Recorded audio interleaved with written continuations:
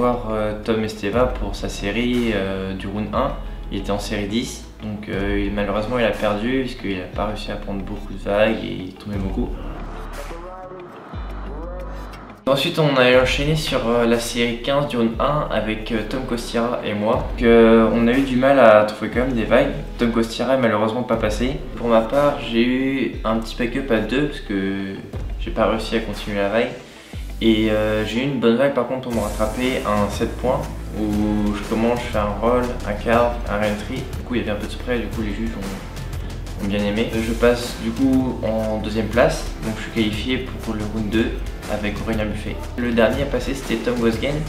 Donc il est passé dans des conditions très difficiles parce qu'il y avait beaucoup de vent, le vent s'est mis un peu nord. Il était 2 tout le long de la série quasiment et à quelques minutes de la fin il a réussi à choper une vague à 6,57. Donc ça le fait passer premier et il passe au 3ème tour.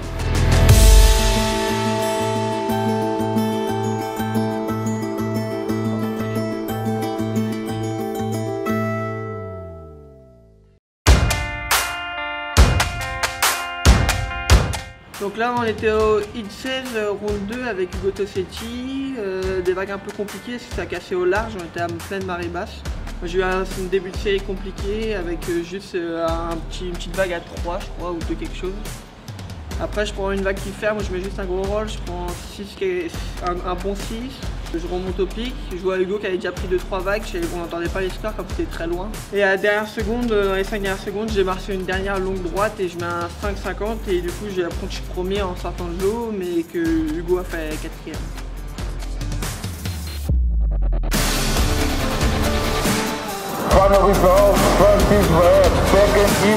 Le suivant à passer c'était Tom Gosgen. Tom avait une série compliquée avec 2 grosses têtes de série qui sont Yuri Conradi et Kaolivas. Et malheureusement il fait 3-2. Donc après c'était moi au round 3, c'était une série stressante pour moi parce que j'ai perdu pas mal de fois à ce round. Donc là j'étais concentré mais en même temps détendu, c'était un bon état d'esprit je pense. Je suis rentré dans l'eau avec une tête de série parce qu'elle avait fait 2ème au premier Pro Junior à Fonction Antunes. Donc début de série compliqué aussi, je tombe un peu sur quelques turns, des turns un peu pas claqués, rien de bien.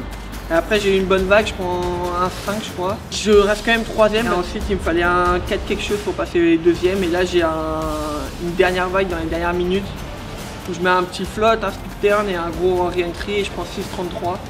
Donc ça m'a permis d'être 2ème et après je suis remonté au pic, jouer avec les priorités. Ensuite c'était les filles, et il y a eu du temps donc elles étaient contentes de passer parce qu'elles sont passées, leur round a été lancée après les garçons. Il y avait Ilona en début de round, elle passe avec 2-3, 2-3-80 ou quelque chose comme ça, des vagues compliquées entre 2 marées. Et puis ensuite il y avait Clairvy, avec le coach ils ont choisi une option décalée qui aurait pu payer mais qui a été compliquée à gérer pour Clairvy donc elle a perdu.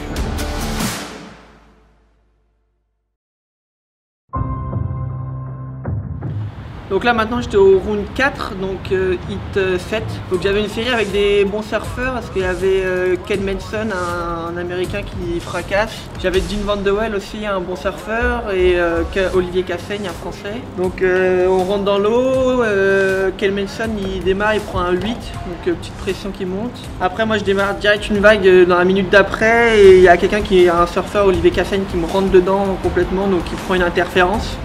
Donc j'ai décidé de me sortir du groupe de surfeurs en me mettant plus bas. Et là j'ai réussi à avoir un 4,70, quelque chose comme ça. Et là j'ai direct redémarré une autre petite vague pour prendre un 3,80 pour m'assurer au moins une 2ème place.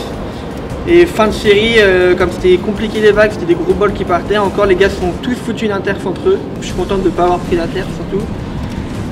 Et d'avoir remporté cette série et c'est parti pour le round 5.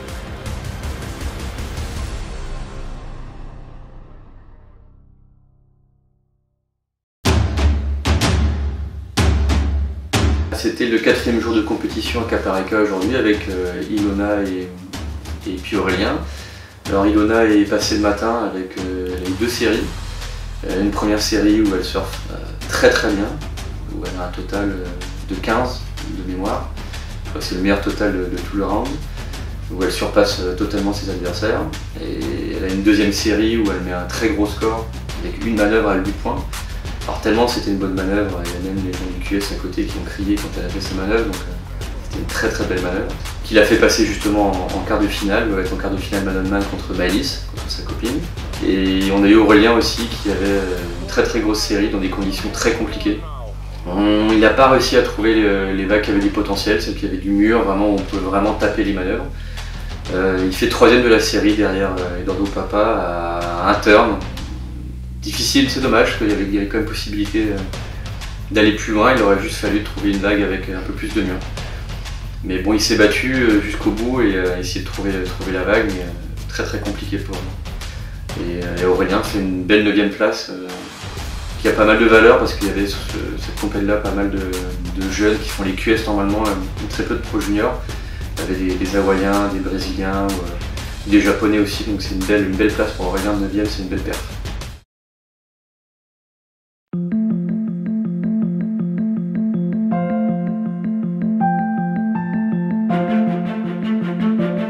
Dernier jour de compétition avec la série entre Maëlys et Ilona. C'est quart de finale man-on-man. Conditions difficiles, vagues changeantes, pics changeants, peu de potentiel, peu de murs, difficile de connecter du fond jusqu'au bord. À ce jeu-là, c'est Maëlys qui a trouvé les bonnes vagues et qui remporte la série contre Ilona à peu de points de différence, mais grâce à ces vagues avec plus de longueur, elle met un petit peu plus de points qu'Ilona. Ça fait plaisir de voir deux Bretonnes quand même à ce niveau de la compétition. Ça fait une 5e place pour Ilona et puis il y a potentiellement, si elle continue la compétition jusqu'au bout, une première place pour Maëlys.